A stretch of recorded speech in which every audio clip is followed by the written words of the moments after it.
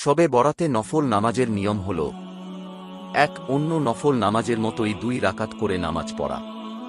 ২. প্রতি রাকাতেই সূরা ফাতেহার পর পবিত্র কোরআনের যে কোনো সূরা পড়া।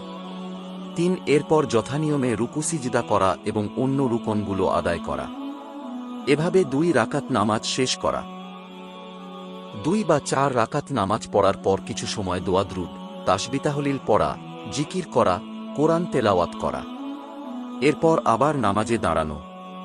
নামাজের পর আবার ১. জিকির আজকার, ২. কোরআন তেলাওয়াত, ৩. তাওবা ইস্তেগফার করা, ৪. দ্বীনি আলোচনা শোনা, ৫. কোরআন হাদিসের ব্যাখ্যা পড়া ইত্যাদি।